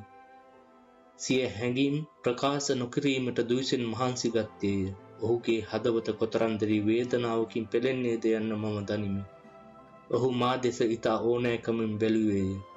ඔහු නිතර මගේ හිසද ඉඳහිට මගේ මුහුණද අතගෑවේය. වරක් මා හැඳ සිටි ගවුමේ බොත්තමක් පවා හරි ගැස්සුවේය. අල්තිනායි, උඹට අඩියක්වත් මා වෙතින් හෙළවෙන්ට ඉඩ හරින්නේ නෑ. ඒ වුණාට එහෙම කරන්න මට අයිතියක් නෑ. තේරුණාද? මම එතරම් උගතෙක් නෙමේ. නගරයට යන එක හොඳයි. උඹ සමහර විට නියම ගුරුවරියක් වෙන්න පුළුවන්. එදාට අපේ ඉස්කෝලේ අමතක කරන්න එපා. උඹ hina බේබි. උඹ යන එක හොඳයි. බොහොම හොඳයි.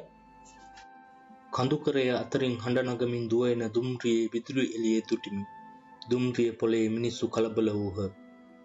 උඹ දැන් නගරයට යනවා යයි මට අතට අත දුන් දුයිසෙන් දුක් මුසු ස්වරයකින් පැවසීය. අල්තිනායි, උඹට වාසනාව උදා වේවා. ප්‍රධාන කාර්යය ඉගෙන ගන්න එක. දැසින් වැකරන කඳුළු මගේ උගුර සිරකලෙන් මට පිළිතුරු දී ගත නොහැකි විය.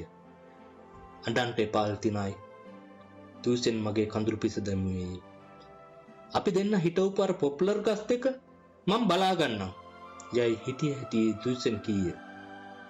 උඹ ලොකු උගත් ගෑණියෙක් වෙලා ගමට එනකොට ඒ ගස් ලස්සනට වැඩිලා තියෙවි. ඒ අතර දුම්රිය ශබ්ද කරමින් හා දුම්ගුලි පිට කරමින් අධික වේදිකාවට ලං වීය.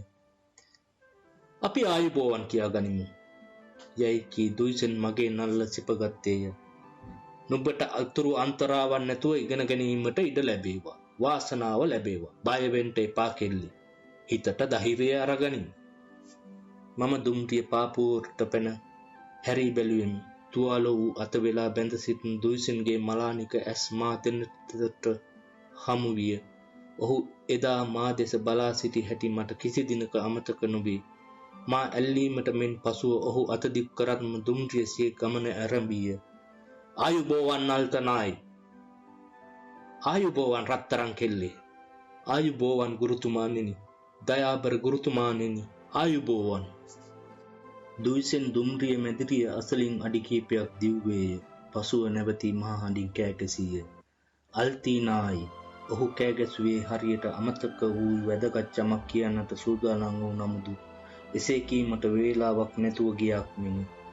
මගේ හදවතෙහි පතුල දක්වා සහ ආධ්‍යාත්මෙහි ගැඹුර දක්වා විනිවිද ගිය ඔහුගේ හඬ තවමත් එහිම සුරකිව පවතී. උමංගයක් කරහා වේගයෙන් දුවගිය දුම්රිය ඉක්මනින් කසාක් සමබිමට වැදුනේ මා නව දිවියක් කරාගෙන යමනි. ගුරුවරයාට සහ මාගේ පළමුවෙනි පාසලටද ආයුබෝවන්. ළමා කාලයට සහ එලිපිට නොකී ආලයට ආයුබෝවන්. ඔව්, දුයිසෙන්ගේ බලාපොරොත්තු සැබෑ කරමින් මම ලොකු නගරයක විශාල ජනේල සහිත මහ පාසලක ඉගෙන ගත්තෙමි. කංකරු විද්‍යාලයකින් සමර්ථය ලැබූ මා වැඩිදුර ඉගෙනීම සඳහා මොස්කව්හි උසස් විද්‍යා ආයතනයකට යවනු ලැබීය. ඉගෙනීම සඳහා වෙහෙස මහන්සි වූ ඒ කාලය තුලදී මට මුහුණ පාන්නට සිදු වූ අමාරුකම් කොපමණද කී වාරයක් මම බලාපොරොත්තු රහිත තත්වයකට මුහුණ පෑවෙන්ද.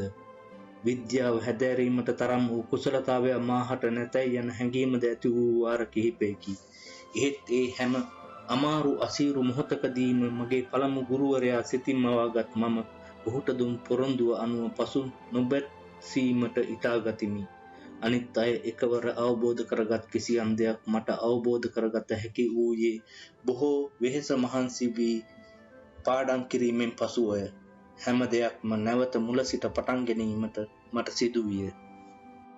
මම කංකරු විද්‍යාලයේ ඉගෙන ගන්නා සමයේදී මගේ පළමු ගුරුවරයාට ලිපියක් ලියමින් ඔහුට පෙම් කරන බවත් ඔහු පතන බවත් කීවෙමි. එහෙත් ඔහු පිළිතුරු එව්වේ නැත. ඉන්පසු අප අතර ලියුම් ගනුදෙනු නතර විය.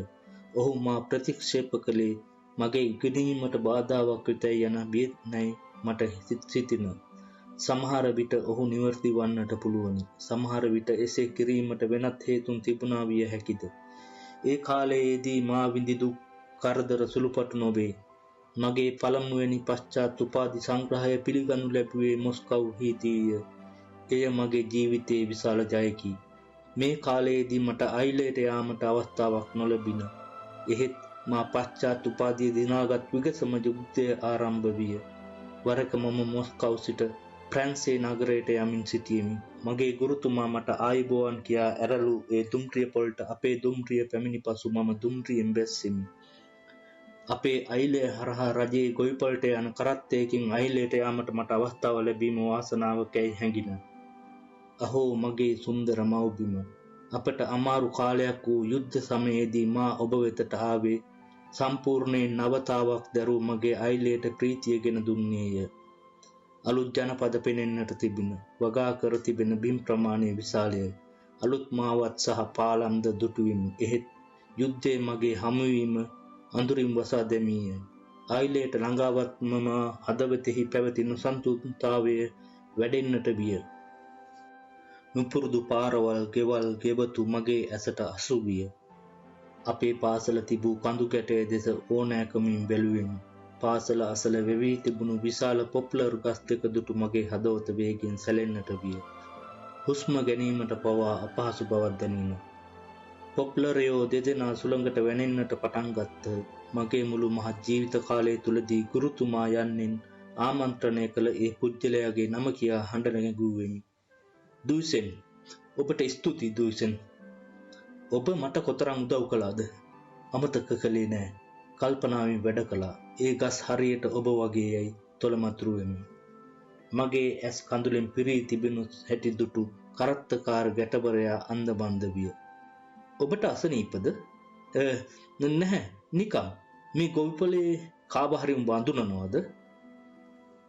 අඳුනනවා. මේ ගොවිපලේ සියලු දෙනාම අපේ අය. දුයිසෙන් අඳුනනවද? එයා ඉස්කෝලේ ඉගෙනුවා. අහා, දුයිසෙන්වද? එයා යුද්ධ හමුදාවට බැඳිලා පෙරමුණට ගියා. එයා යුද්ධ කාර්යාලයට ගියේ මගේ මේ කරත්තෙන් තමයි. අයිලයට ඇතුළු වන තැනදී කරත්තේ නවත්වන්නට යයි කී මම ඉන් බැස සිතන්නට වීමි. මේ වගේ කාලයක අයිලේ ගෙවල් ගානේ ගොස් මාව හඳුන්වවාදැයි ගම්මුන්ගෙන් නැසීමටත් මම මේ අයිලේ කෙනෙක් යයි කීමට සුදුසු අවස්ථාව නොවේ යයි මටම කියා ගතිමි. දුයිසෙන්ද යුද්ධ පෙරමුණේය. නැන්දා සහ මාමා ඉන්නා ගෙදරට මම කිසි දවසක නොයමී දූරුම් දුන්නේ බොහෝ කලකට පෙරය. බොහෝ වැරදිවලට මිනිස්සුන්ට සමාව දිය හැකිය. එහෙත් ඔවුන් කළ දුෂ්ටකම් වලට සමාව දීම කිසිසේත්ම කළ නොහැකිය. මා අයිලේට ආ බවක් පවා ඔවුන් දැනගන්නවට මම අකමැති වූවෙමි. පොප්ලර් ගස් දෙක තිබෙන කඳුවැටිය දෙසට ගමන් කළමි. අනේ පොප්ලර් එයනි. නුඹලා ලපටි පැලයන්ව සිට දැන් ලොකු ගස් දක්වා වැඩ සිටිති. මේ කාලයේදී කොතරම් දේවල් වෙනස් වී තිබේද? නුඹලා සිටවමින් බලාපොරොත්තු භවයේ සිහින දුටු ඒ පුජ්‍යලයා කී අනාවැකි සියල්ල ඉටු වී තිබේ. ඇයි නුඹලා මෙතරම් දුක් මුසු බව සුසුම්ලන්නේ? කුමක් නිසාද? හඬා වැළපෙන්නේ. ළඟම සීත කාලයේ එන බැවින් නුඹලාගේ අතුවල කොළ හැලී යන නිසාද? ජනතාවගේ දුක් ගැහැට විඳ දරා ගැනීමට බැරි නිසාද? ඔව්, සීත කාලයේ පැමිණේවි. තද සීත හිකුණාටු හමාවි. හිම කැට සහිත මහ නපුරු සුලි සුළං හමාවි. එහෙත් වසන්තය එනවා සත්තයි. සරත් සමයේ සුළම් පාරට අසුව හඬ නගන ගස් දෙක බලමින් මම බොහෝ වේලා සිටියෙමි.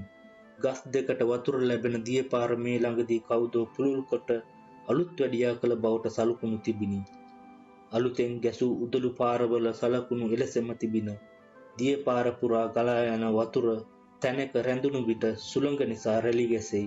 රන් පැහැති කොළ වතුරට අසුව තාලයට නැතීමට පටන් ගත්තාක් මෙන් සැලෙන්නට විය. කඳු ගැටේ සිට බලන මට අපේ අලුත් පාසලේ වහල පෙනිනි. එහෙත් අපේ පැරණි පාසලේ හෝඩුවාවක්වත් සොයා ගැනීමට නොහැකි විය.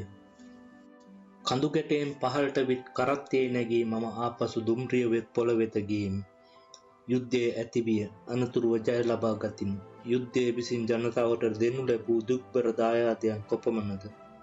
ළමයින් හරහා මා ගමන් කළ පළමුවැනි වාරයේ එයයි. සීත සමයේ පටන් ගැනීමට ඔන්න මෙන්න කියා තිබූ ඒ දවස්වල සයිබීරියාව අඳුරු සීත බවක් දැක්වීය. සියවස් ගණන් පැරණි කැලෑ අඳුරු පටලයක් මෙන් විය. අතරින් පතර ගෙවල් වල කළු පැහැති වහලවලට උඩින් සුදු දුම් වලා දැක්ක හැකිය. කුඹුරු වල නැවුම් හිම වැටී තිබින. තද සීත නිසා පිහාටු වකුටු කසාගත් කාක්කෝ කෑගසමින් පියඹා ගියාය. අහස නිතරම මූසර ගතියක් පෙන්වීය. එහෙත් මා සමග දුම්රිය මැදිරියේ ගමන් කළ අසල්වැසි මගියා යුද පෙරමුණේ සේවය කළ එකකි. ඔහු ලී කකුල පාවිච්චි කරමින් ඇවිද්දේය.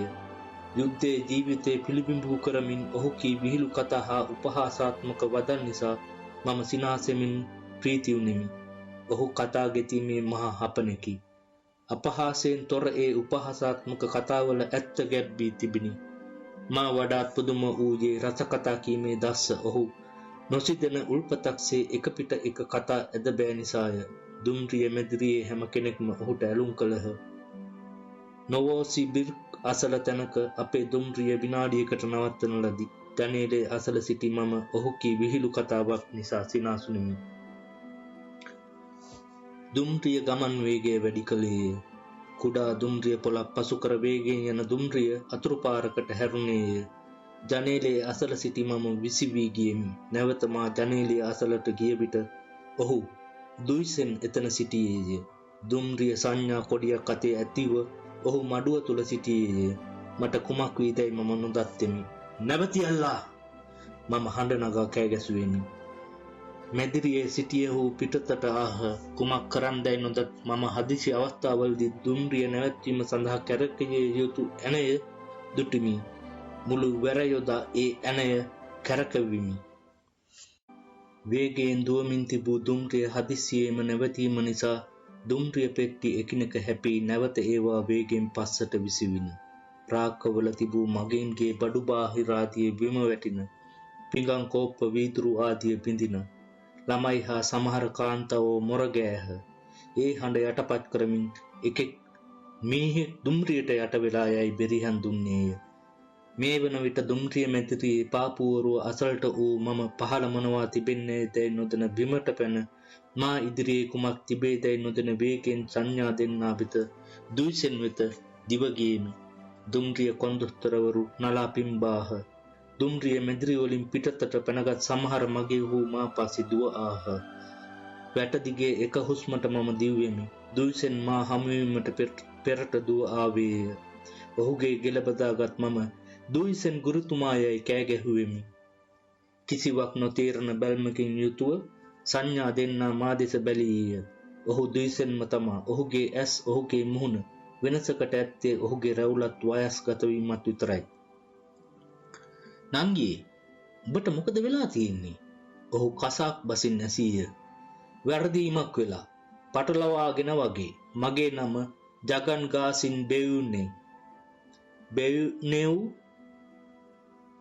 බෙයිනෙව් වේදනාව හා සංවේගය හා ලැජ්ජාව බය නිසා උපන් හැඟීම් පිටකිරීමට හඬ නගා කෑ ගැසීමට උවමනාවක් තිබුණද අත්ලෙන් කටවසා ගත්තේ කෙසේදැයි මම නොදනිමි. මා කලේ කුමක්ද? දෑති මූණ වසාගෙන හිස පාත් කරගත්තෙමි. පොළව විවෘත වී මා ගිල නොගත්තේ ඇයි? සංඥා දෙන්නාගෙන් සමාව ඉල්ලුව යුතුව තිබිණ. මගෙන්ගෙන්ද සමාව ඇයදීම මගේ යුතුකමය. එහෙත් මම කළු කලක්සේ ගොළු වීමි. මා වට කරගෙන සිටි මගින්ද නිස්සද්ද වූයේ කුමක් නිසාදැයි මම නොදනිමි.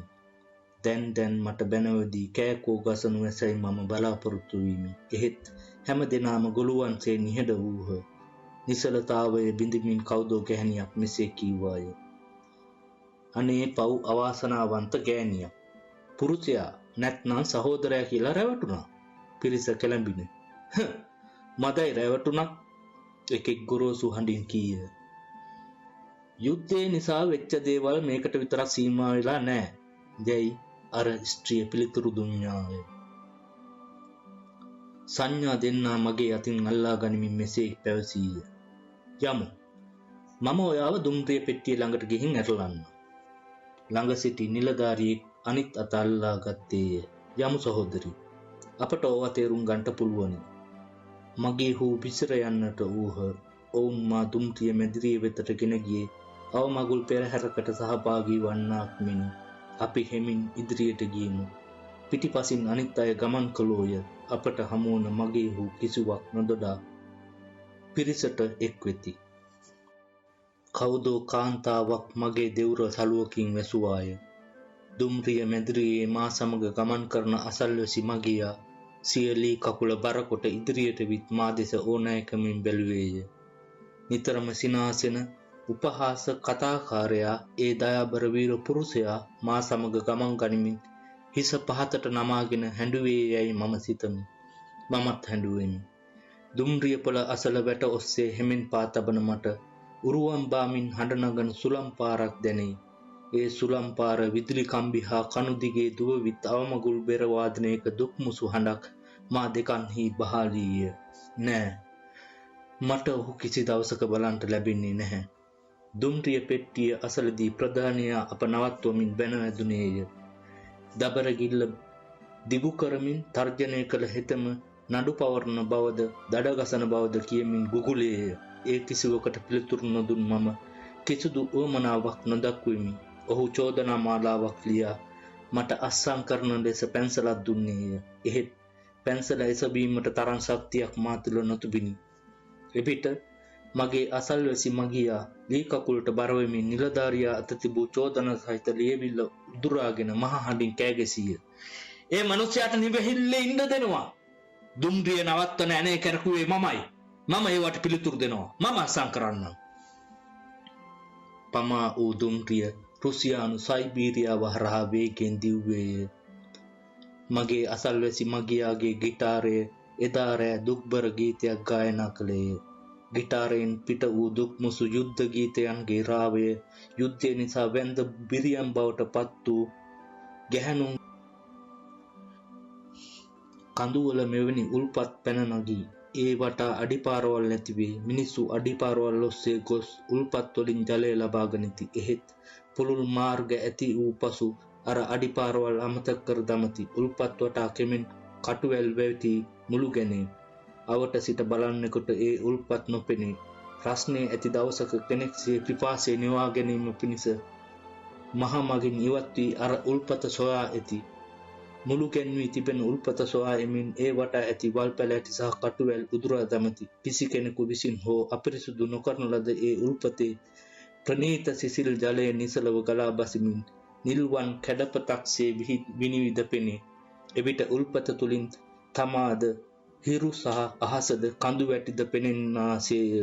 එවැනි සුන්දර තැන් ගැන අන් අයට නොදන්වා සිටීම පාපයක් ලෙස ගණන් ගන්නා අර මිනිසා සිය සගයන්ටද ඒ බව දැන්වීමට ඉටා ගන්නා නමුදු පසුව එය අමතක කර දමයි.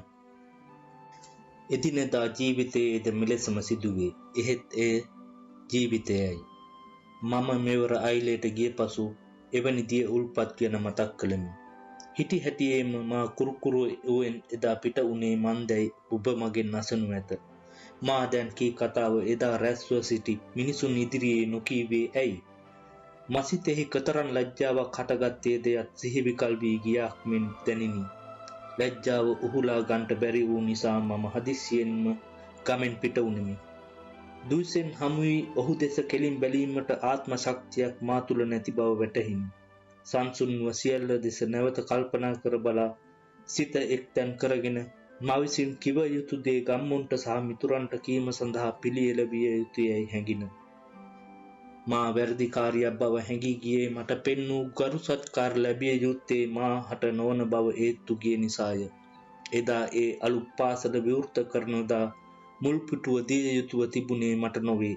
ඒ ගරු සැලකිල්ල පිදිය යුතුව තිබුණේ අපේ පළමුවෙනි ගුරුවරයා සහ අයිලේ පළමුවෙනි කොමියුනිස්ට්වාදියා වන දුයිසෙන්ටය. එහෙත් ඌයේ අනිකකි. අපි උත්සව මේස වටා රැස්ව කාබී ප්‍රීති වුණෙමි. එහෙත් ඒ රත්තරම් මිනිසා ලියුම් බෙදීම සඳහා සිය කාර්ය ඉටු කිරීම සඳහා ගියේය. පාසල් විවෘත කිරීමේ උත්සවයට ආදි සිසුන්ගේ සුබ පැතුම් ගෙන එම සඳහා යොසුළු විය. මෙවැනි සිද්ධීන් වන පළමුවෙනි වතාව මේ නොවේ. කීප වරක්ම මෙවැනි දෑ මගේ ඇසට හසුව තිබේ. ඒ නිසා එවැනි ප්‍රශ්නයක් මම ඉදිරිපත් කරමි. ලෙනින් ගරු සැලකිලි දැක් වූ ආකාරයට චාම් මිනිසාට දිය යුතු නියම ගරුත්වය දීමට තිබෙන හැකියාව අප කෙරෙන් ඈත් වූයේ කවදාද? මෙවැනි අඩුපාඩුකම් ගැන අප ආත්ම වංචාවෙන් තොරව කීමට ඉදිරිපත් වීමද ලොකු ජයකි. එවැනි දේවලදී අප ලෙනින්ට තවත් කිට්ටු වීම ඉතා හොඳ දෙයකි. සිය කාලය තුලදී දුයිසෙන් මොන විදිහේ ගුරුවරයෙකුව සිටියේද යන්න ගැන තරුණ පරපුර නොදනිති. පැරන්නන්ගෙන් බොහෝ දෙනෙකු අද ජීවතුන් අතර නැත. දුයිසෙන්ගේ ගෝලයන්ගෙන් බොහෝ දෙනෙක් යුද්ධයේදී මිය ගියහ. ඔවුහු නියම සෝවියට් වීර සෙබළුන් මෙන් සටන් කළෝය. අපේ පළමුවැනි ගුරුවරයා දුයිසෙන් ගැන තරුණ පරම්පරාවට කියා දීම මගේ යුතුයකමය. මගේ තත්ත්වයට වැටෙන වෙන කෙනෙක් වුවද එසේ කළ යුතුය යනු මගේ හැඟීමයි. මම අයිලේට නොගියෙමි. දුයිසෙන් පිළිබඳ තොරතුරු මට නොලැබිනි. කාලයේ කිවී යත්ම දුයිසෙන් කෞතික වස්තුවක් බවට පත්ව මගේ හදවතෙහි නිසල තැනක තැන්පත් විය. මගේ ගුරුතුමා හමුවීමට නැවත වරක් මම ගමට විත් ඔහු ඉදිරියේ සමාව ඉල්ලා ගනිමි. මොස්කව් සිට අයිලේට ගොස් සාදන ලද අලුත් පාසල හා නේවාසිකාගාරයේ දුයිසෙන්ගේ පාසල ලෙස නම් කළ යුතුයයි යෝජනා කරමි. ඔව්, එම පාසලට ඒ චාම් සමූහ ගොවියාගේ ලියුම් බෙදන්නාගේ නම යෙදිය යුතුය. මගේ ගම්වැසියන් මේ යෝජනාව පිළිගනු ඇතැයි මම විශ්වාස කරමි. මේ ගැන ඔබේ පිහිට පතමි. දැන් මොස්කව් වේලාව රෑ 2ය.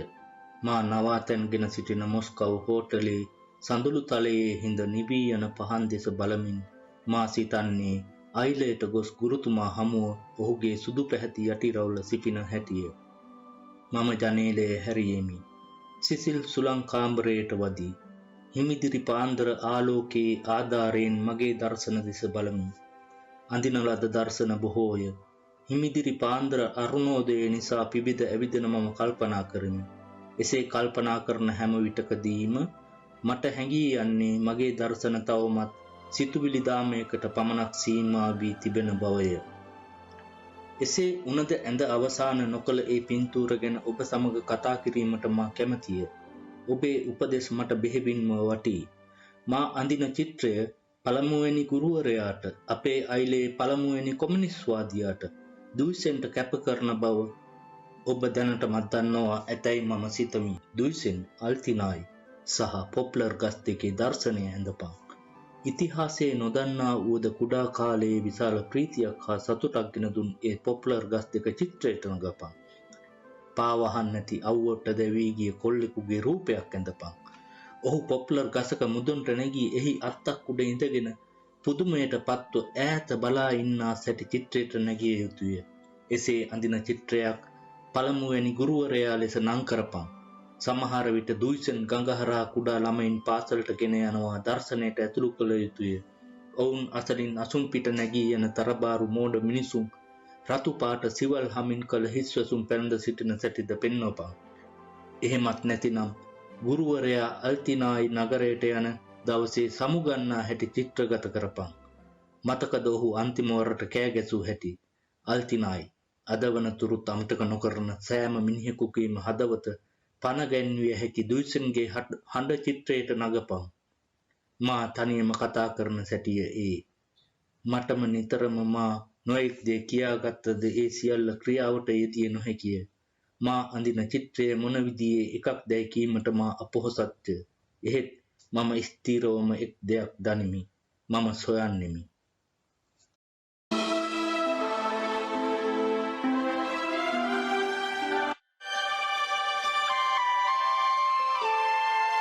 ශ්‍රේෂ්ඨ සෝවියට් ලේඛක චිංගිස් අයිට්මාතව්ගේ ගුරු ගීතය මෙතනින් සමාප්ත.